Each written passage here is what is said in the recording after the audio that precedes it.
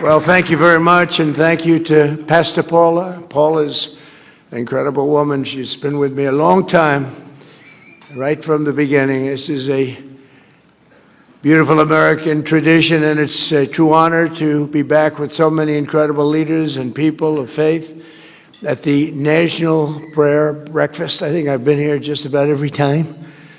It's hard to turn it down. I don't have the courage to turn it down. Sometimes I want to.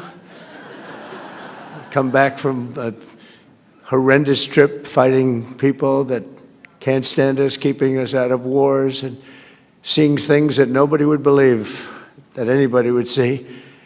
And last time I came, I got in at 4 in the morning. They said, "Sir, you're going to be speaking at 7."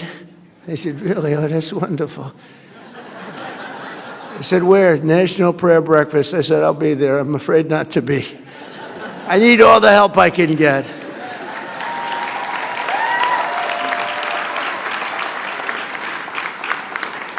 And you know, I never get a fair break from the fake news, which is back there. That's a lot of fake news. Because last time I was having a lot of fun. We had a big crowd. We had 60,000 people, and I'm talking about the fact that I will never make it to heaven. I will never, ever. And I was being funny. I was trying to be, you can't be sarcastic with them because they write your words, and they don't. The people who are reading the words are much different. But I say, I'm never going to make it to heaven. I just don't think I qualify. I don't think there's a thing I can do, but all of these good things I'm doing, including for religion. Religion's back now hotter than ever before. I mean, I have to tell you. But I said, even though I did that and so many other things, I named things, I said, I won't qualify. I'm not going to make it to heaven. And the New York Times did a front page story that Donald Trump is questioning his life and the meaning of his life. No, I was just having fun. I really think I probably should make it. I mean, I'm not a perfect candidate, but I did a hell of a lot of good for perfect people. That's for sure. Right, Mr. Speaker? But I want to thank the dozens of members of Congress here this morning, including a man of immense faith and immense talent. He's a very talented man. He's a small minority. It's just really, because we go back and forth between minority and majority, and half the time we're minority and we still win. How do we win with a minority? We have a couple of people that I consider to be negative. But we're 1 up, 2 up. Sometimes we're 3 up. In fact, we'll have 2 more victories very soon. We'll be 3 up. And we consider that having a massive majority, okay? Right, Mike? That's considered. We're not spoiled. Can you imagine if we ever picked up like 20 or 30 seats? Wouldn't that be that'd be too easy. I think it would be too easy. It wouldn't be fun. I get these calls from Mike. "Sir, could you speak to so-and-so 3 o'clock in the morning?" We have 2 types. We have the type that goes along with us and believes in us, and they're with us all the way. And that, I would say, is 95%, right? And then we have the type that needs a little love all the time, no matter what it is. For the easiest thing on religion or republicanism, the easiest thing to pass, they always make it difficult, but they always get there. But I have to call them always at 3 in the morning. I'll always get that call. "Sir, Speaker Johnson's calling." So I get, "Hi, Mike, what's up? What time is it?" So it's 3 in the morning. "So we have 9 names there giving us difficulty. They want to have a phone call." I said, "All right, let's go. Here we go." Same 9 all the time, right? So I call up. I say, Chip, how you doing, Chip? Hello, sir. Sir, I can't quite get there. I just don't know. Could I come over for breakfast? You know, we have a 9 o'clock vote, right? I said, really, is it not? Sir, you got to get me there, sir. Let's have breakfast, Chip, great. Then I get others, pretty much the same night. I don't want to name too many, but I would. And they always get there. We have one that doesn't get there. We have one guy. He's an automatic no. No matter what. If we did welfare reform, if we did the greatest thing in history for religion, no matter what we did, no matter how good it is, greatest tax cuts, and we just did the greatest tax cuts in history, he voted against. He voted. Now, no matter what we do, this moron, no matter what it is, we could put them all together. I think, Mike, what would you say the top 5 things? Name them. We'll put them in one bill, and we'll put them before we'll get 100% vote, except for this guy named Thomas Massie. There's something wrong with him. We call him Rand Paul Jr. You know, it's like they just vote no. They love voting no. They think it's good politically. The guy's polling at about 9%. It's not good. But we have great support, and we have great support for religion. You know, I've done more for religion than any other president. When Paula was saying that, it was so nice. I was proud of it. And I said, that's true. I told the people backstage. What she said is true. Who else would say that, right? But it is true. But then I said, but that's not saying much, because not too many presidents have done too much for religion. I want to tell you that. Certainly modern day presidents, they bailed out on you. They bailed out. They want to be neutral. They want to be neutral or against. You know, the Democrats are against. I don't know how a person of faith can vote for a Democrat. I really don't. And I know we have some here today, and I don't know why they're here, because they certainly don't give us their vote. I certainly know that we're not going to be convincing them to vote for a little thing called voter ID. It polls at 97%. And even the Democrat, the people, the voters, are at 82% for voter ID, but the leaders don't want to approve it. They said they will strike. They will not allow it to happen. It's polling at over 90%. It's called voter identification. When you go to the polls, you show, yes, my name is so-and-so, and I live in the country. I'm here. I can vote. They say, that's not allowed. And no, everyone's trying to figure it out. And they do something to win. You know what it is? They cheat. But let's get on to another subject. No, at that, they're the finest, probably anywhere in the world, I would say. But we're trying to pass voter ID and other things having to do with your religion. And getting the Democrats to vote is very, very tough.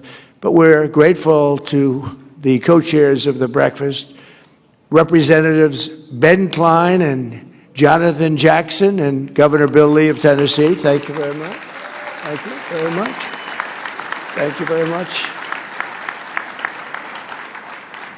And I want to thank a man who's been with me for a long time. We've been friends, and I used to be interviewed by him, and all he wanted to talk about was war. I said, this guy, you know, he's very smart, went to the top schools, was a top student. He's like me. I was a very good student, too, but nobody would think so, you know, and nobody thinks Pete was a good student. I don't know. They think of him as a tough cookie, a flamethrower, which I like, actually, in the position of Secretary of War. But he has done some job. Pete Hegseth.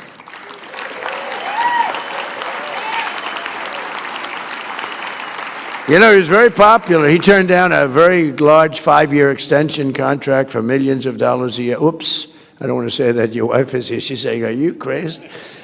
He's got the greatest wife. But it's true that Pete has just been incredible. And I used to go and be interviewed at Fox and Friends. Remember those beautiful days? And I'd say, what do you want to talk about? So I want to talk about releasing about 25 prisoners. They have arrested American soldiers because they taught them how to fight, and they fought really well, and they won every battle. And now they put them in jail because they said they were too tough. I said, so how many are there? 22. And some of these guys were they were fairly tough, wouldn't you say, Pete? But, you know, it's true. We teach people how to fight, and then you put them in jail because they fought a little bit too hard. And we took care of a lot of business, but that's all. We didn't talk about the things, the normal things that a interviewer would be talking about, right? But I saw that, and I saw his love for the military. That was obvious. He was always looking to protect soldiers. And I said, you know, he's a really smart guy. If I ever get this thing, I got to get it. It wasn't easy, you know. They rigged the second election. I had to win it. Had to win it. I needed it for my own ego. I would have had a bad ego for the rest of my life. Now I really have a big ego, though.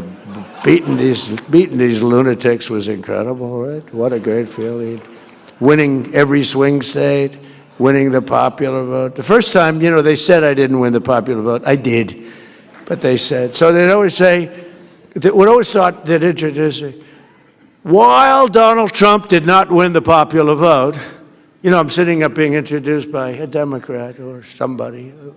And he said, why Donald Trump did not win the popular vote? He won the presidency. Here he is. I said, that was terrible. I said, and we won the popular vote by a lot. We didn't want to play any games. This has been a much different. We had a great first term. We had the greatest economy in history, but this one's going to blow it away already. It's blowing everything away. We have $18 trillion coming into our country, blowing everything away. But we had a great first term. We rebuilt the military. You know, Biden gave a little chunk of it to Afghanistan brilliantly. He left tanks and planes and, you know, little things. I said, why didn't you fly the planes out? He said, well, nobody thought of it. You could have flown. He said, it's very hard to remove the equipment. Really? You couldn't fly an airplane? They buy $150 million brand new airplane. Sir, I think it's better to leave it. Why? It's more cost effective. So we leave them a brand new jet. I said, these people are crazy. But we have it under control now like you've never seen, and our military has never been stronger. And you saw that with the B-2 bombers in Iran, and you saw it recently with Venezuela, where we're getting along fantastically with leadership, really become a great relationship. I don't think there's been anything quite like it ever. In fact, we have 50 million barrels of oil floating right now over to Houston, and we're working with them really well. I don't think I've ever seen anything. The cooperation that we have and it's great for them because they were in big trouble economically, and yet they have more oil than any other country in the world, I think, except us. But they have more oil just about than any. And by the way, us and them, we have 68% of the world's oil. Now, I know that doesn't mean too much to people of great religion. I know you want to hear about, but you know, we got to keep our country strong, and we're doing really good. But that's been an amazing operation. I would say when people saw that, I was just talking to a great leader from El Salvador, and he said, man, that was some attack. I've never seen anything like that one, right? Right? That was good, even by your high standard, right? That was a hell of an attack. But we have a great country. We have tremendous leaders. We have a fantastic cabinet. We have unbelievable bench, and one of them is Attorney General Pam Bondi, who may be here. Where's Pam? Is she here? Where? Where are you, Pam? Where? See, she wants to keep it nice and low key. You're really catching fire, by the way, Pam. You know, they were saying about Kristi Noem yesterday. I did the Super Bowl interview. Sir, are you going to relieve Kristi Noem of her duties? No. Oh. I said, why would I do that? We have the strongest border in the history of our country. We have the best crime numbers we've ever had. Going back to the year 1900, that's 125 years, we have the lowest crime numbers, despite the fact that this horrible, world's worst president, this is the worst president we've ever had, Biden. He had no idea he was president, so he doesn't take it personally. I don't want him to take it personally. Fortunately, he has no idea what the hell I'm saying. And he's watching right now. He's happy with what I just said. Okay. This is what we had running our country. But no, he was our worst president. We had some bad ones. We had Obama was very bad, terrible divider of our country. He was a divider. And believe it or not, we're bringing the country together. You know what's bringing it together? Tremendous success. We're having tremendous success. We have more investment being made in our country now than any country has ever had by many times. You go back 10 years, a certain country, not us, $3 trillion. We have in 11 months, because the 12th month is coming out next week, we have $18 trillion of investment coming in. The biggest ever was 3 many years ago. And one of the reasons for it is Secretaries Doug Burgum and Doug Collins. They are drilling like, you know, my whole thing was drill, baby, drill. Where are they sitting? I love those two guys. Come on, stand up. And is Catherine there? That's Catherine. Yes. Hi, Catherine. Chris. What they are drilling like nobody. I spoke with Chris yesterday, Doug. I said, how we do? Sir, we're drilling more oil than anybody's ever drilled by double, right? By double.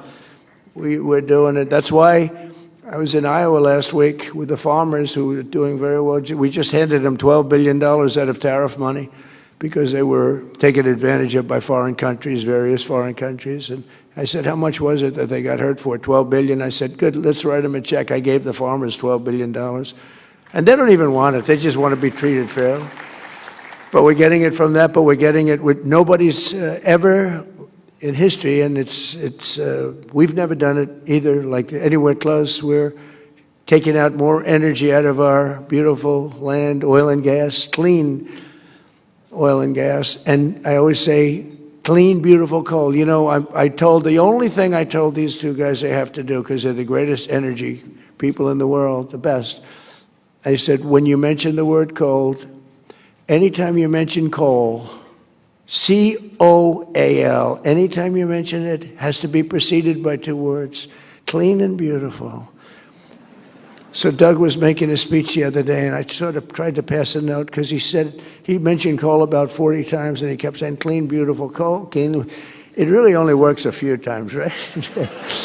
I said, no, when you say coal, clean, beautiful. You know, we buy all that wind from, we don't anymore. So we haven't approved anything in wind, right, Doug? Nothing, because it's, you know, just, it's a quick way to losing money, losing beauty, losing your fields, killing your birds.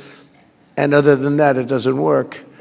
And Europe is getting, you know, Europe is so bad with the windmills, they're destroying their country with wind. And I was over there, it's not even recognizable what they've done. They've got a big problem on their hands. Between immigration and energy, Europe is destroying itself, and they better get smart. And I love them all. I'm friends with everyone of every country over there. I've helped them a lot. Got the GDP up from 2% to 5%, which is, you know, for spending, for military spending. Nobody thought that was possible. Nobody thought 2% was possible. Got them to 5%.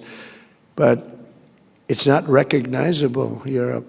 If you go through the different cities, it's a very sad thing. And I tell it, I went over to Davos, they invited me, and when I left, they said that may have been the stupidest invitation we ever gave to somebody, Switzerland. But they have to, I just say it like it is, they're destroying their country. Their energy is ridiculous, what they've done, and the immigration is, I'm telling you, it's a place where many of these countries are not recognizable, and I'd like to see them straighten it out. Very soon, it's going to be impossible for them to straighten it out. We have our Director of National and International Intelligence, Tulsi Gabbard, who's doing a great job. Where's Tulsi? She took a lot of heat 2 days ago because she went in at Pam's insistence. She went in and she looked at votes that want to be checked out from Georgia. They say, why is she doing it? Right, Pam? Why is she doing it? Because Pam wanted her to do it. And you know why? Because she's smart. And they said, well, this has to do, her position has to do, it's really not so, but her position has to do with international. I say, well, the same people that said that, they've been saying Russia, Russia, Russia has been screwing our elections, okay? So let's assume Russia had something to do with it. They say, no, no, Russia didn't have. So now they're saying Russia had nothing to do with it. Because if I say Russia, that it's perfectly fine. But you could add China and about 5 other countries to it. But she's done a great job, and Pam has done a fantastic job, and we appreciate it both. I haven't seen you in a couple of days. And I have one of the greatest negotiators. I'm so proud of him. He's a great negotiator. He's smart and respected by everybody. Jameson Greer, U.S. Trade. Where is Jameson? He's around here someplace. Thank you, Jameson. Boy, he's good. We have a great team. We have a great economic team, a great military team. We have Raisin Cain helps Pete. Raisin Cain, General Cain. He wiped out ISIS in 3 weeks. I was told by General Mattis and General Milley, sir, it will take 5 years. I said, what? Sir, it'll take 5 years. I said, you mean we have the best equipment in the world, and we're fighting guys that use bad rifles, knives preferably. They're very good with a knife, but a knife shouldn't do it. And I said, why? And I flew over to Iraq, and I met a guy named Cain. I came out of the plane, and there's a handsome general standing there. I had 3 generals. I went there to find out why the hell we couldn't win the war. Why aren't we winning the war against ISIS? They've been, playing games with us. So I wanted to see, and that's where I met Raisin Cain. I said, what's your first name? Raisin, sir. They call me Raisin. I said, what the hell kind of a name is that? Right? We've learned a lot about him. Now we get it. In this very quiet manner, he's brutal. Just ask Venezuela. Ask Iran. They're negotiating now. They don't want us to hit them. We have a big fleet going over to Iran. But so Raisin was there at the bottom of the plane. What's your name? Raisin. What's your last name? Cain. I said, so your name is, let's get this straight. Your name is Raisin Cain, right?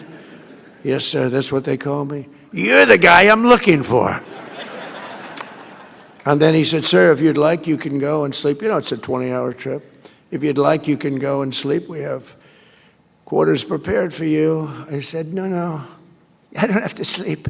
I've been on a plane sleeping for I'm sleeping the plane. I don't sleep on planes. I don't like sleeping on planes, I like looking out the window watching for missiles and enemies, actually. But he said, sir, we have a place prepared for you, and we can meet after you've rested. I said, no, let's go right now. So we did that. And I said to him, they tell me it's going to take 5 years to defeat ISIS. No, sir. I said, well, how long would it be, General Cain? Sir, we can do it in 4 weeks. I said, what? We can do it in 4 weeks, sir. And I should have maybe a couple of weeks left over. I mean, you can do it in less than 4 weeks? Yes, sir. I said, well, how come they tell me, our television generals, as I call them, two very poor generals. I mean, these guys, they look nice. They were nice guys. They didn't have what it took, believe me. Yeah, some people have that. They don't have what it takes no matter what. I said, how come they tell me it's 4 to 5 years? And he said, well, I don't want to speak badly about anybody, so I'd rather not comment on that. I found that to be nice, okay? But I said, all right, tell me how you're going to do it. Well, sir, we use this one base here, and we're hundreds of miles away. And by the time the planes get to the target, they have to come back and refuel, and we're too far. I said, why do we do that? Because we don't want to offend any of the other countries. I said, we have a lot of portable airports, right, Pete? We have portable airports all over the Middle East, runways that are portable. You put them down, you take them up. We have equipment. Nobody has the stuff we have. We have airports that look better than Kennedy Airport. And they're built in sand. And it took us about 2 minutes to build them. No, the equipment is incredible. You can land any plane on them, right? Portable. And we've got many of them, sir. We have to use them. I said, why don't we? Because we didn't want to offend another country. I said, let me ask you a question. You're in the middle of the desert. Would another country know if we're taking off from some strip in the desert? They would have no idea, sir. They don't have radar. They don't have anything. So he explained it. So we want to hit them, sir, from 17 different locations. and we want to hit them left, and we hit them, here we go, and we want to hit them right. Sure, and we want to hit them from the top, and we want to hit them from the bottom. East, west, north, south. Sir, they won't know what the hell hit, and we'll knock them out. We did it politically correct. 5 years, we'd call up the country head and we'd tell them, we'd like to attack ISIS today. As soon as the call was made, they'd call ISIS and tell them, you're going to be attacked, get the hell out of it. This is what we were doing for years, but not with Raising Cane and not with Pete Hegseth, right, Pete? We don't do that. And we have a little different method. So I went back to Washington and I said, you know, this guy, he said, and then I checked up on him and he was so respected. I said, he's really like respected. And I called him back. I said, General, go at it. Do good luck. God bless you. And he said, I say that to the people going out every time. And they say it when we give the okay for like the attack on Venezuela or the attack on Iran. He says, I say, we all say, we're all in a room together watching. We watch it. We watch these attacks. We always say, God bless you. Have a safe journey. It's a dangerous journey. These are dangerous journeys. Flying through the middle of Iran, they know you're coming, and you're in a B-2 bomber, the most incredible thing, and they weren't able to see it because it's stealth. So good, we ordered 20 more of them, brand new, updated version. I actually said, don't get the updated, just take the one you have. They said, no, sir, the new one's even better. We have a military, nobody has a military like we do. I rebuilt it, by the way, during my first term. I mean, I think it's one of the best things I did. I rebuilt the military during the first term, and now we're really rebuilding the military, right? But the bottom line, I called him, I said, so you think you can do it, General? Yes, sir, I can do it. And it was over in 3 weeks. It was incredible, and I mean over. And then the election's rigged, and I wasn't there, and for 4 years, ISIS rebuilt. And they have a little bit of ISIS now again. And we knocked the hell out of them the other day in Nigeria because they were killing Christians. You know about that. They were killing Christians. So you can't do that. When Christians come under attack, they know they're going to be attacked violently and viciously by President Trump. I know it's not a nice thing to say, but that's the way it is.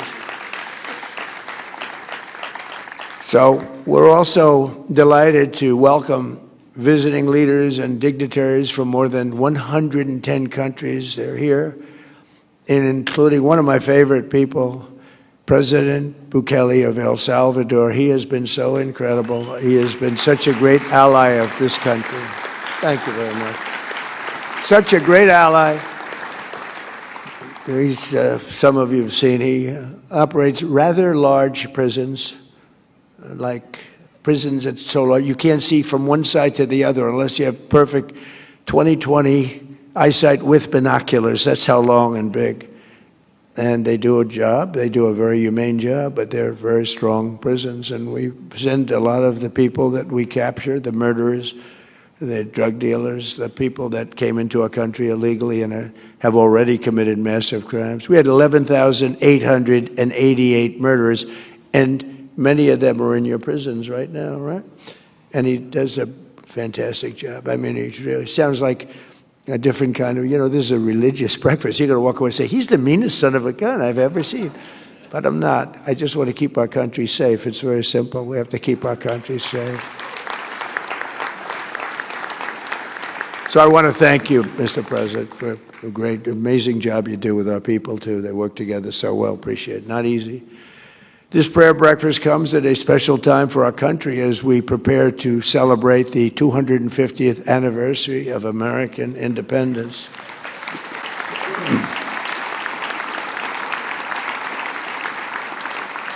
And we're also very shortly going to have the Olympics and the World Cup. And, I got them. I was the one that got the Olympics, and I was the one that got, and I was so upset because I got them. I tried to move them up, but I couldn't.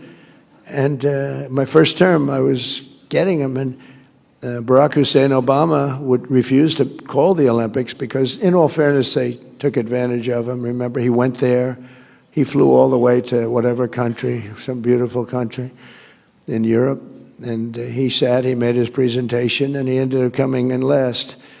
And that shouldn't happen to a president. You know, if you're a president, you have to get a wink. I'll go there, but are you going to give us the Olympics? Otherwise, I'm not going there. I don't want to. So he sat there, made a very nice presentation. He came in last, came in fourth place. So he hated those people. He won't say that, I don't think, but I'll say it for him. And so he refused to be involved with the Olympics. I got a call from Democrats. The Democrat mayor of Los Angeles called me. So we have a problem. We have a president that refuses to call the Olympic Committee. And I just won the presidency. I was president-elect. And so I wasn't even in office. And I called this gentleman from, I think, Denmark. Can you believe? They own a large piece of ice that we're negotiating for. Extremely, it's the biggest piece of ice in the world. The world's largest piece of ice. They'll never run out of water. But I called the president, I called the various people, but the head of the Olympic Committee, very nice guy, and I couldn't get him off the phone. He was starving for love because nobody called him. They just wanted to know from the president, does the United States want the Olympics? They didn't want to choose the United States and then, have somebody say like, we don't care. I said, I desperately want it. We're going to get it, blah, blah, blah. And I spoke to him, I spoke to other people, and I got it. I called up the Democrat from Los Angeles, happened to be the mayor of Los Angeles. He was devastated. He couldn't get the all they wanted to do is have an acknowledgement from the head of the country. Wouldn't do it. But I did it. We got the Olympics, and we got the World Cup. But then I don't know if Johnny's here from the World Cup, but that guy's great. He's great, my friend. But I got them both, and I was really upset because I got them. And then I said, think of it, I won't be president because they're in the following term. Because, when you get the Olympics, usually it's 10 years in advance. And I said, so I did all that good work. It wasn't that easy. I got it. Then I got the World Cup. They both were happening now in a year, another year and a half, a year, right after the 250. I didn't get 250. I tried to claim it a couple of times. I said, and I produced 250-year anniversary. That was my deal. I got 250 years, and the press hit me hard on that one, so I gave that up immediately. But I happened to be president during that, so think of it. So I'm the president, and I got these two things, and I said, you know what? I got the Olympics to come to the United States, and I got the World Cup to come to the United States, and I probably won't even be invited to be there. And I was really angry. And then they rigged the election, and then I said, I'm coming back. And I got the Olympics, and I got the World Cup. Right?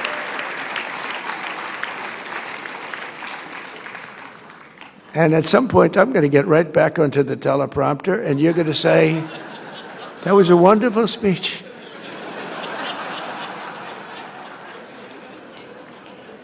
On that momentous day in 1776. This is so much easier. It takes real talent to do the other. The other is much more talent, but that's why we're president, I think. But we have very important words to say, and this is such an important group.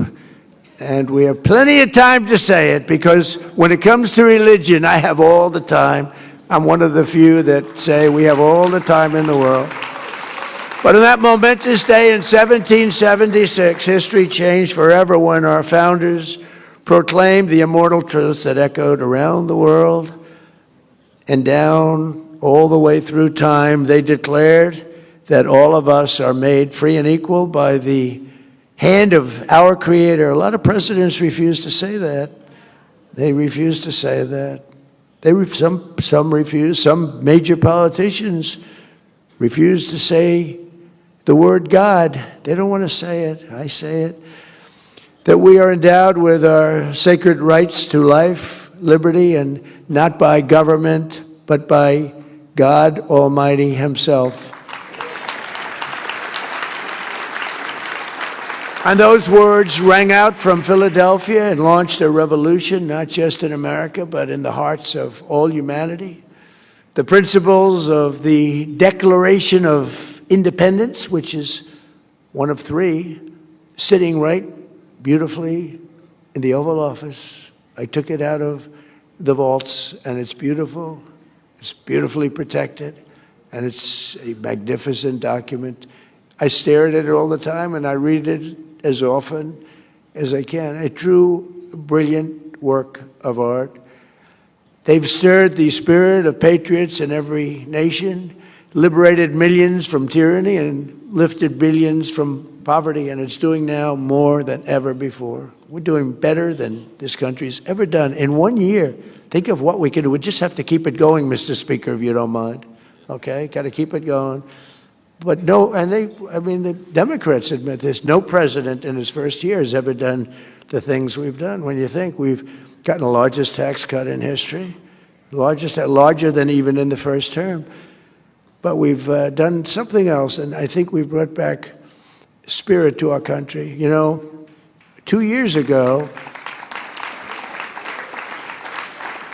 you couldn't get anybody to go into the military. They laughed at you when they said they didn't respect our country. They didn't respect our president. They thought he was a joke. They thought our country was a joke. Other countries laughed at us and took advantage of us with tariffs, and we weren't allowed to charge, and they were allowed to charge, but we are allowed to charge. And I hope we get that Supreme Court decision, because we have taken in hundreds of billions of dollars of money. We're a rich nation again, doing what other nations have done to us for many, many years. But the biggest thing is what's happened to me. It's the spirit of our country, and that goes for religion, but it also goes for the military. We couldn't recruit anybody to go into our great military. We were the worst I think it's ever been 2.5 years ago under the Sleepy Joe Biden administration. I call him Crooked Joe and Sleepy Joe. I find them to be equal, actually. I do polls. Which is better, Crooked Joe or Sleepy Joe? And they poll about even. So I use both. But we have now the greatest recruiting that we've ever had. Everybody wants to be in the military. We're hot as a pistol. We couldn't get anybody to go into not me, the last administration. Nobody wanted to be in the Army, Navy, Air Force, Marines, the Coast Guard, Space Force, which is turning out to be good. I'm so proud of it, because I'm the father of Space Force. I'm the one that wanted it. So, but we couldn't get people. We couldn't get people. They couldn't get people to go into any of them, including our police departments and our fire departments. They weren't proud of our nation. They had no spirit. And now we have had the single greatest recruitment in the history of our country. There's never been anything like it. We have waiting lists of people wanting to get in. In fact, if we want to expand the military, Mr. Speaker, this would be a very good time to do it. We have so many people want to get into the military that, we also won in the Supreme Court, as you know, based on merit. It was a merit, and we take people based on merit. Like, we'd prefer a strong person in the military as opposed to a weak person. We'd prefer somebody that's a strong, powerful person with extremely good vision that can shoot a rifle very well, to a person that's extremely weak, non-muscular, can't shoot a rifle, has no idea where the hell he is. We have a military where they all look like Tom Cruise, only bigger. Now we hire on merit now. And that goes for colleges. People get into colleges now. If you have great boards and great marks and you worked, and then somebody else gets in that's not nearly as qualified, now it's a merit system. It's tough in one way, but it's, our country was built on a system of merit. And then we went away from it a number of years ago. We got it back. That was a brave decision by the Supreme Court, I'll say. And it's tough on some people. It makes people work harder, I think. But we have to base our country on merit, or we won't have a country. We were going in such a bad direction. It's incredible. And I give a lot of credit on that one to the Supreme Court. They've given me some bad ones too. But I give a lot of credit. That took a lot of courage to do it. But they understood it was the right thing to do to be a great nation. However, I think, and I may be wrong, but I don't think so, because I've watched a lot and I study a lot. You have to have religion. You have to have it. You have to have faith. You have to have God. And thankfully, as we gather today, there are many signs that religion is coming back, and now it's no longer signs. It's just coming back. It's coming back so strong. You know, your churches are filling up. You didn't have that 2 years ago. It was hurt by COVID, but it really, and they treated you terribly. The Democrats treated you terribly. Sorry, Mr. Congressman, but the truth is, I mean, they had pastors holding services outside. The people were standing 15 feet away from each other, and everybody was arrested. You know, it was like they ran it. You know, they always like to say, Trump is a dictator. They love that. I'm not a dictator. But they were like dictators. They were like the Gestapo. They were arresting people for going to church, and they were arresting people and treating people like horribly. And I made a lot of amends to those people. Those people were treated very badly for wanting to go to church. It had a huge impact, negative impact on churches, but the churches are now coming back stronger than ever. Nobody's ever seen anything like it, actually. So you're all hot, okay? You know, it's like the king of Saudi Arabia. He said, and you probably heard me say it, I love it, I was with him, and he said a year and a half ago, he said, you know, a year and a half ago, he said, we thought your country was dead, and now you have the hottest country anywhere in the world. We're the hottest country anywhere in the world right now. Nobody even close. I think you can say that, Mr. I mean, El Salvador is very hot, but I think we can say that, right? We have the Congo here. I don't know. The Congo is hot. We just ended a war. One of our 8 wars that we ended, right? He's a great guy, too. He's a great guy. You talk about people that suffered. Those people suffered. In 2025, more copies of the Holy Bible were sold in the United States than at any time in the last 100 years. Now, how about that? How about that? Did you know that, Mr. Speaker? You know, Mike Johnson's a very religious person, and he does not hide it. He'll say to me sometimes at lunch, sir, may we pray? I say, excuse me? We're having lunch. You know, it's okay with me. But he's a very religious person, and he is popular, and he's doing an unbelievable job. So I think God is watching over you. God is watching over him. I don't know about me, so I hang around with him because I feel I'm protected a little bit. In the last 12 months, young Americans attended church at nearly twice the rate as they did 4 years ago.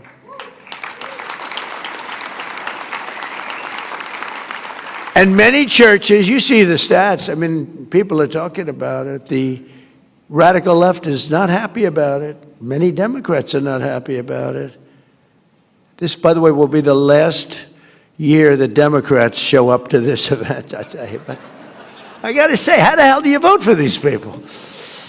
But some churches are seeing a 30%, 50%, or even 70% increase in the number of converts, and also the number of people going to church every week.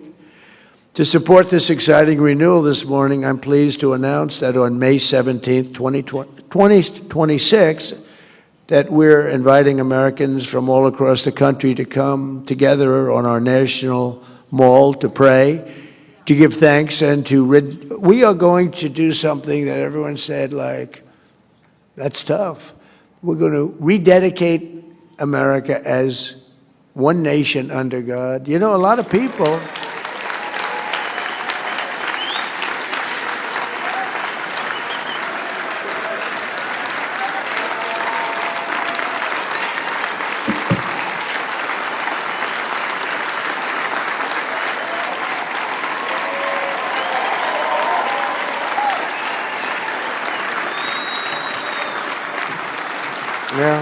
Thank you very much. It's good. That's what I mean by, that's what I mean by the Spirit. It's so incredible to see it. I see it so much. I've never seen anything like it in 1 year. I thought it would take 2 years, 3 years, 4 years to be where we are.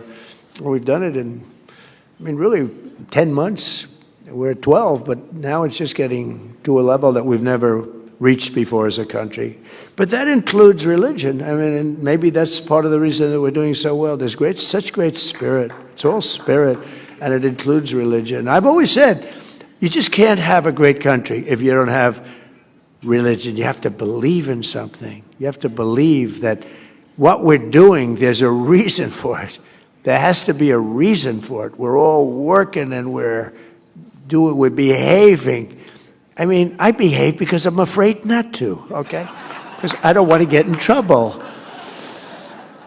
No, it's such a positive thing, and people are starting to see it, and they go into church, and they're meeting people, and families are developing. It's really, the things are happening in our country right now, and we have to get the bad ones out. We have to do it. We can't let that happen, and we're being very tough in law and order and crime, and I hate to say it because it doesn't seem to go hand in hand, but you can't have people going to churches and coming out and have criminals taking advantage and doing things that nobody wants to even describe. And that's not happening anymore. Washington, D.C. is a very safe city now. When I took over, Washington, D.C. was a death trap. Many people were being killed. 2, 3 a week, they were being killed. Come in from Iowa to look at the Lincoln Memorial, the Jefferson, the George Washington, the monument. And they called the parents, "I'm sorry, sir, your son has been killed." What? Your son has been killed. That doesn't happen. We took out 2,000 monsters out of Washington, D.C. It's not just that we have the troops, and they are central casting. I love them. I think, to me, it looks much more beautiful. You walk down the street, you have 3 guys that are 6'6" and angry-looking people, but they actually are very nice. They're angry when they see criminals. That's all. They get angry. They took Tren de Aragua, and honestly, I don't want to say this, but they beat the crap out of them. They beat the crap out of them. They found that they were doing bad things, and Tren de Aragua didn't want anything to do with these guys. Then we put them in the paddy wagon. We took them back to where they came from. You know that. But we took out over 2,000 hardcore criminals. 2% of the population produces 90% of the violent crime. Think of that. Think of that. And Washington now is a very safe place. I get it all the time. I go into the White House and people that work in the White House come up, "Sir, I want to thank you so much." Young woman, man. They say, "I walk to work." I couldn't have walked to work. I wouldn't have even thought to walk to work before. They walk to work. The place is booming. Restaurants are opening up. The restaurants were almost going to be all closed. They would have been all closed. You couldn't even go. Even if you got there, the restaurant would be robbed with people sitting there. "Hold up your hands, everybody. Give us your money." And then they'd whack people with the butt of a gun. And Washington is a very safe city. We have almost no crime. And it's a miracle, but it took place very quickly. And it's the same thing for every other place we've gone. In Louisiana, New Orleans, I got a call from the governor, Jeff Landry, great guy, great governor. He said, "Could you send the troops? Because I'll tell you what, this place is out of control." I did, and in a period of 2 weeks, we got crime down by 25%. Now it's been about 7 or 8 weeks. We have it down 77%, and within another month, they're not going to have any crime, and they're not going to have any crime in that wonderful city of joy that people go up and down. Right? They're not going to have any crime there. It's amazing. Memphis, Tennessee is another one. The mayor works with us. And, it's nice when they work with us. It's just so much easier. Sometimes we can't work with them. Like in Minnesota, they won't work with us, but we've still driven crime down 25%. If we didn't have to fight this horrible governor and this horrible fake mayor, Fry, this is the Constitution of the United States. People don't want to be mugged. They don't want to have a murderer living next door that was, killed 3 people in a certain country and is now living beautifully here. Because generally speaking, if they've killed in another country, they're not going to be the best of citizens. And they're rough people. Remember in the campaign I used to say that their criminals make our criminals look like babies. It's true. These are some of the meanest, most vicious people. They only gave us the worst. They don't send, they're very smart. Guys like the president over here, El Salvador. He's sent us a few. I don't want to talk to him about it. But he sends us some real bad ones. Look, you just say it, we'll do it more positive. Isn't it true that you will not send your good people to the United States? Wouldn't you say? Look at him. He doesn't know. He said, what's going on here? But no, he sends bad people to the United States. And I'm going to talk to him after this. But I love him. He's done a great job, right? They're smart people. And they're very streetwise. When you're running some of these countries in South America, Latin America, you got to be streetwise. You got to be smart. He's very smart, very streetwise. But these leaders of those countries, they're not sending. They cherish their good people. They only send us their bad people. But we have done some job, and we have, in Minnesota, crime's down. Just despite that, we have to fight these lunatics over there that are stealing money, by the way, also. I believe it's actually a cover-up of the $19 billion, at least, that they've stolen. I actually think they do this as a cover-up. Under the Trump administration, we're standing strongly behind Americans of faith, stopping the attacks on our values, our traditions, defending religious liberty, like no president. I believe like no president has ever done before. I do believe that. We got rid of the sinister Johnson Amendment so that pastors can speak the truth and they can speak it without having their tax-exempt status revoked.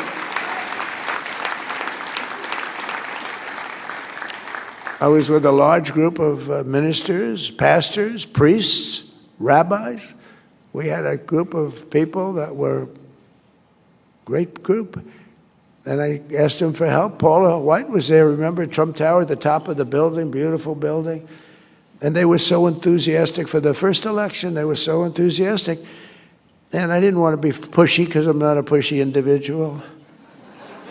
But I didn't want to be overly aggressive. So I figured I'll ask them in the second meeting. So the second meeting came, the similar group, ministers. We had Muslim leaders there. We had everybody there. But there were about 55 of them. Beautiful boardroom on the top floor, tall building, beautiful building in New York. And I said, I'd like to ask, and they were so good. They, sir, we love you, you're great, blah, blah, blah. I figured this was going to be the easiest endorsement I ever got. And I said, I'd love to have your endorsement. And it was like ice. It was like death. I said, what the hell? What happened? And I said, could I ask what's going on? You were really nice, and now you've just clammed up, and you're like scared.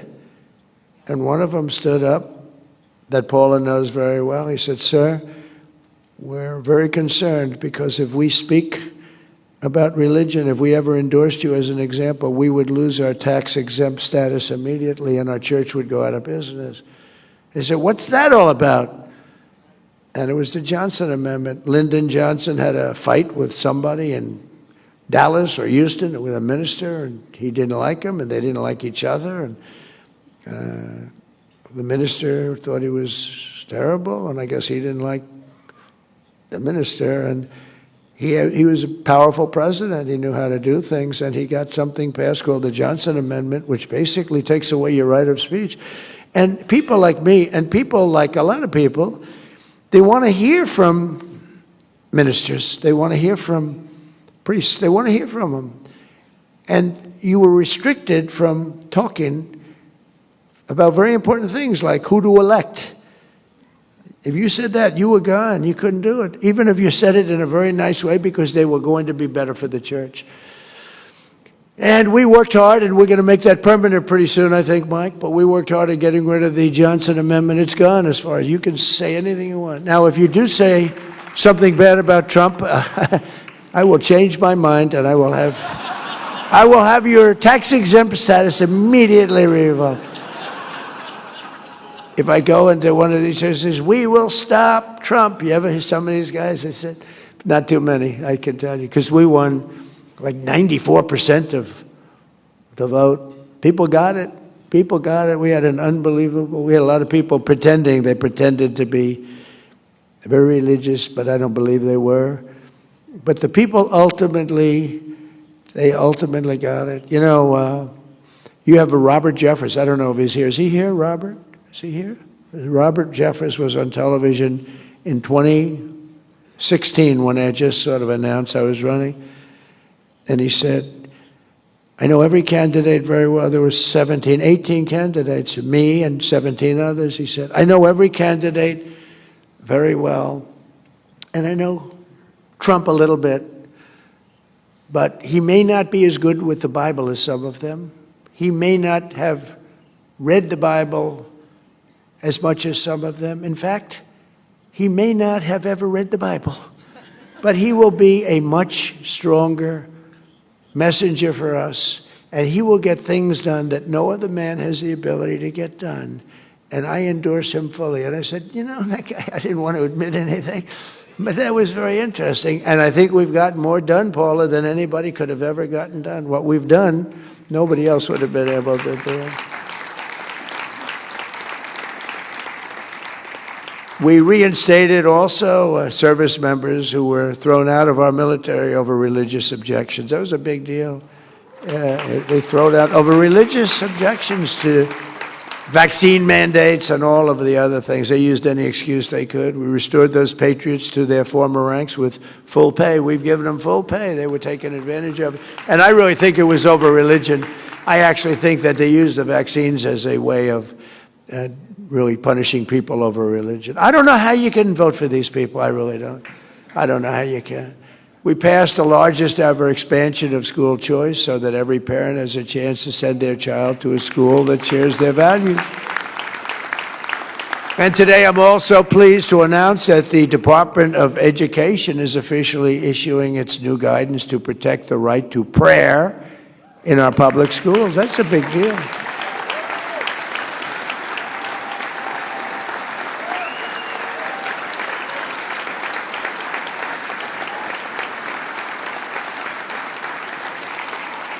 Now, the Democrats will sue us, but we'll win it.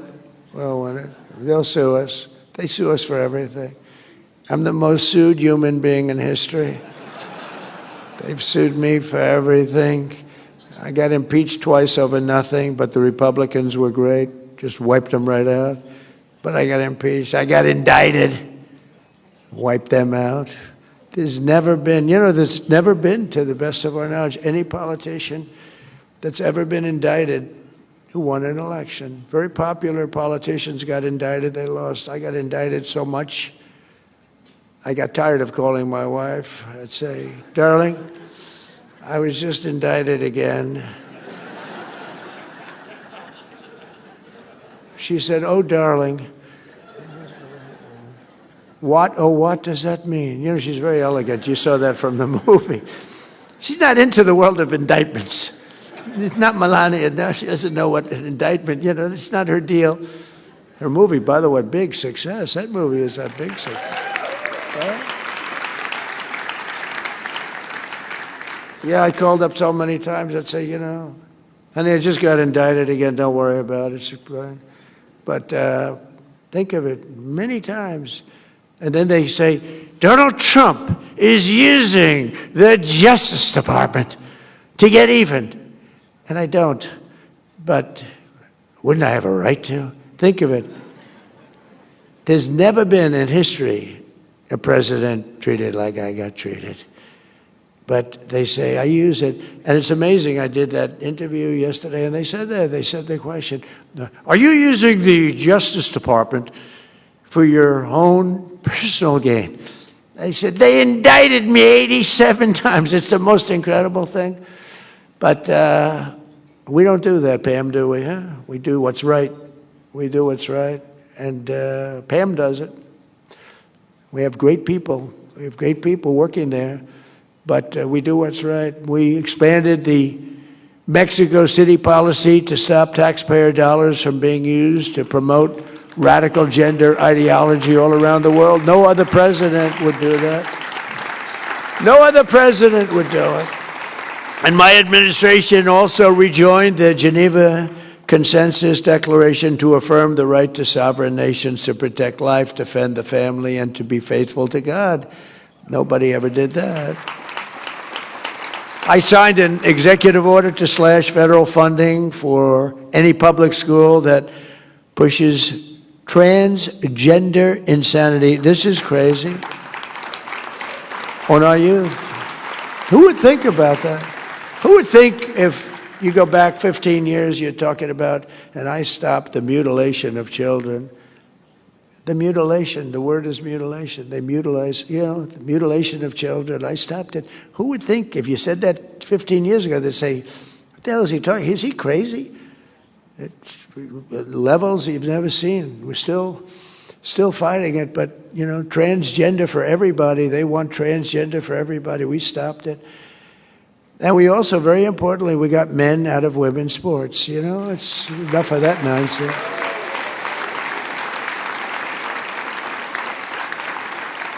We created the White House Faith Office, first time ever, which is its 1-year anniversary this month, and headed up with Paul and Jenny and some incredible people. And we created the Presidential Commission on Religious Liberty. We do a lot. That's a great commission, by the way. That's a phenomenal commission. I signed it. Everybody wanted to be on that commission. That was really something. That was a good sign, too. And we have incredible people on it. I signed an executive order to combat the vile scourge of anti-Semitism, which is really raging, rising. Surprising. Nobody thought they'd see that. Happened very, very rapidly during the 4 years of Biden. And I set up an official Department of Justice task force to eradicate anti-Christian bias, because you do have a lot of that. They don't talk about that. They're always talking about other religions and other different, but a lot of anti-Christian bias, and you see it going in foreign countries. I mentioned Nigeria. There are others. We're hitting them very hard. My administration is confronting head-on the militant and really intolerant campaign that tried to drive religious believers out of public life and out of society. I mean, you're a religious leader, and now religious leaders are respected as much or more as any leader of any type anywhere in the world. Religious leaders are respected again, and that's the way we have to have it. They really are respected again. They were having a hard time. They were having a very hard time. The last 4 years previous to the one that we served, the last 4 years were brutal on religious leaders. They were brave. Some were very brave. Some couldn't take it, and a lot of people understand it. Some were brave, really brave. The Department of Justice recently charged 9 individuals for storming a church in Minnesota during a worship service and trampling on Americans' First Amendment rights. I watched that tape, and that was violent. I saw the people sitting there, Pam, and they were scared. Some were scared and some were holding up their hands like, I believe in God. But they were violent people. Screaming, your parents are Nazis. Your parents are Nazis. The people are sitting away. And I thought the minister was great. He was so calm and good. They're screaming at him. Terrible. Right in the middle of a church service. It's got to be illegal. I mean, Pam is doing it. I'm not doing it, but Pam is doing it. And I'll tell you, people are happy with the job that's taking place because they're bad people. They're bad people. You have one Trump hater in particular that I watched his performance. It was terrible. They try and use freedom of press and all this to get out of a criminal event. But that was a horrible thing to witness. And if we allowed that to go on, you wouldn't be able to have a church. No, everybody would be afraid to go to church. And that we are not going to allow, are we, huh?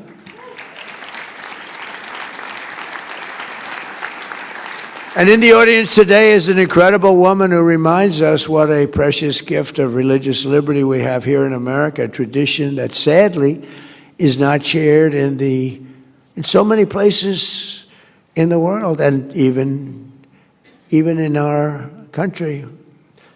And our media is so bad. If we had a good media, it would be so much easier. But think of it, we're doing this all with a really corrupt and bad media. Miriam Ibrahim is a Christian from Sudan, and I'm working hard to end that war. We're very close to getting it done. That'll be number 9. If we don't get Russia, Ukraine first. But we're working hard to end that whole war. We're very close to doing it. We've almost done it. In 2014, a Sharia court in that country sentenced her to 100 lashes and death for marrying a Christian man. At the time, she was 8 months pregnant with a daughter. Miriam was ordered to renounce her faith in Christ, but she refused to do so and gave birth to that daughter, Maya, while she was in shackles, being beaten and living in a condition that nobody in this room would even be able to imagine. Believers all over the planet rallied to Miriam's cause, prayed for her protection, and successfully pressured for her release. I did that. I did that with one phone call, actually. And she had such support. It was so easy. And when I explained it to the powers that be, yes, sir, we will do it right away. I just wish I knew earlier. But it's a big world with a lot of people.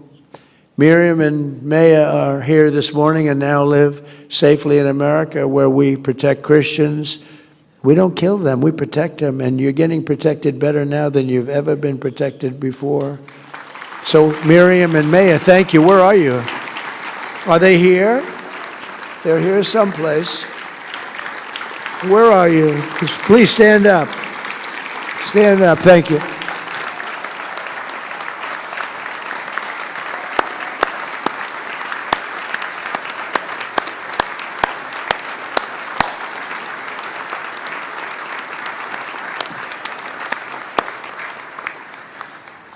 That's great.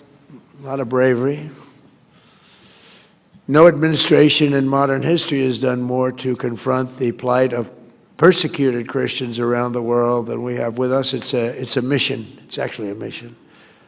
On Christmas Day, in close coordination with the government of Nigeria, we worked with them, but they got to get tougher.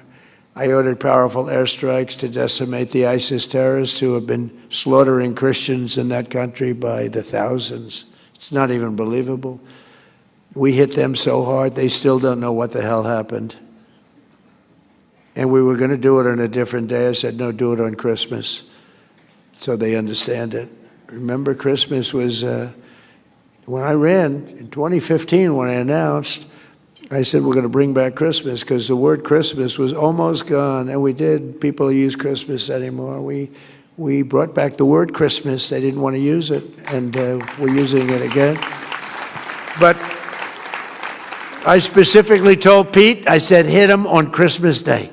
Not earlier and not later, right, Pete? And man, did he hit him. So then we hit him again recently. We hit him again pretty hard. But we're honored to be joined today by the First Lady of Nigeria, who also happens to serve as a Christian pastor at the largest church in Nigeria, a very respected woman. First Lady, please, where are you? Thank you very much. It's a great honor. Thank you very much. Very respected person, too. Thank you. I'm also working tirelessly to end dangerous conflicts and help move past ancient hatreds. In October, I ended the war in Gaza, saving hundreds of thousands of lives. It's amazing. We have peace in the Middle East, by the way. First time in 3,000 years. We have peace. There are little embers, but it's nothing much. You know, we got back the last hostage, dead hostage. We got back all the hostages now, all of them. We got the 20, but we got many. You know, we got hundreds back before that. But we got back the last hostage, dead hostage, and Hamas helped us get it back. It was a big statement. Now they have to disarm. Some people say they won't, but they will. And if they don't, they're going to not be around any longer. But they agreed to disarm. As the Bible tells us, blessed are the peacemakers. That's true. The peacemakers are very important. But you can only have peace, I find, through strength. If you don't have strength, peace is very hard. And we have strength. In 1 year, I've ended 8 raging wars, such as Cambodia and Thailand, Kosovo and Serbia, Pakistan and India, Israel and Iran, Armenia and Azerbaijan. These are all wars that were, President Putin called me up on Azerbaijan and Armenia. He said, I've been working 10 years to get that war. How did you do it? And I got it done. I got it done. 2 really good leaders. All they knew was fighting each other. They were fighting each other for many years. That's all they knew. And we got it worked out pretty quickly. A few months ago, right here in Washington, we signed a historic peace agreement between the Democratic Republic of the Congo and Rwanda, which provides the first ever pathway to peace to end a 30-year, unbelievably violent conflict. And we're joined today by a very, very brave and wonderful man, the president of the Congo, President. Hey, President, would you stand up, please? You are so...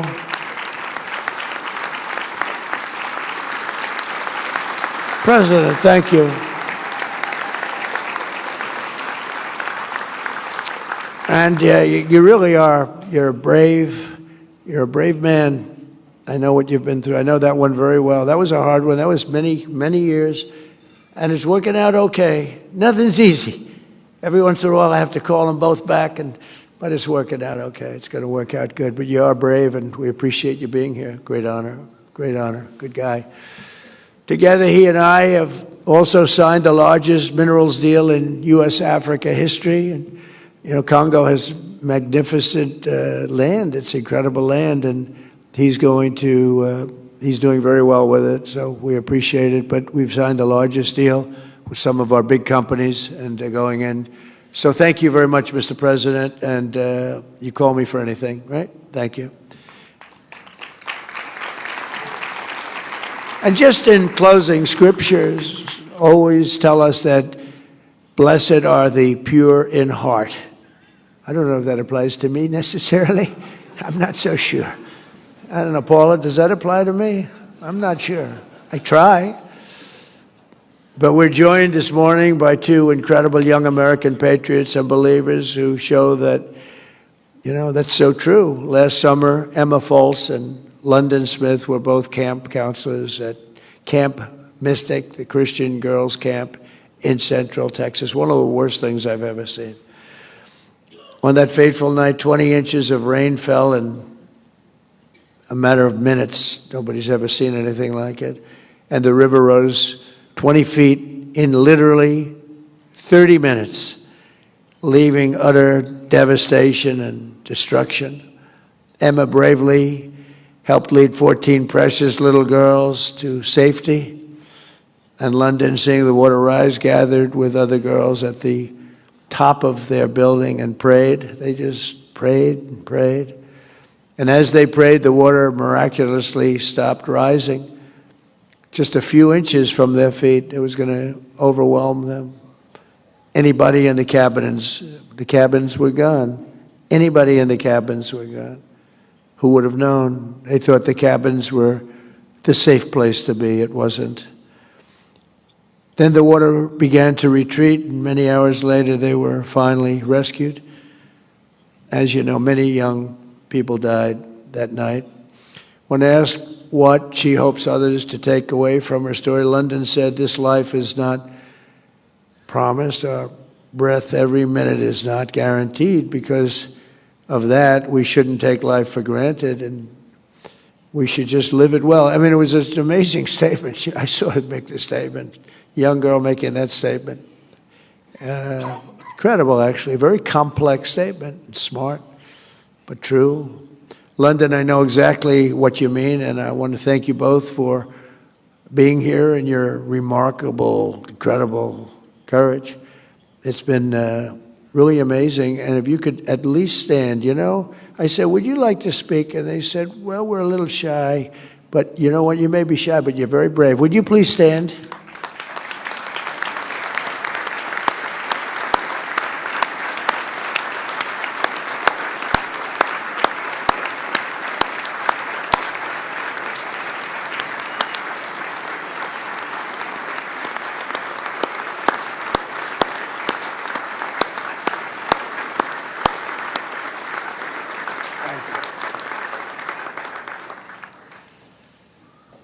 I went to the camp a few days after the flood. It's with First Lady, and it was devastating. I met parents. It was just this could be nothing worse than that. It was a horrible, horrible moment.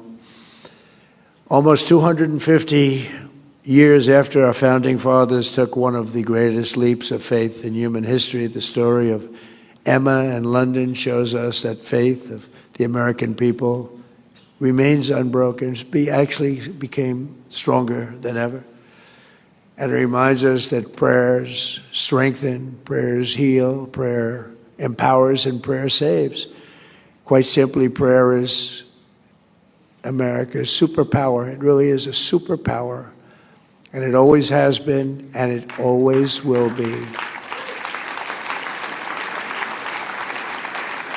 And I have no doubt that with the love, devotion, and patriotism of the people in this room and our friends from all over the world, some great ones right here, we can make our country and the world a safer, stronger, more peaceful, and more faithful place than ever before. And it's all happening right before your very eyes. And I want to, again, thank you. God bless you, and God bless America. Thank you, everybody, very much. Thank you.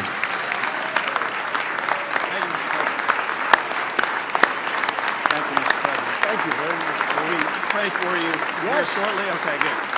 Let's do that now. Yep.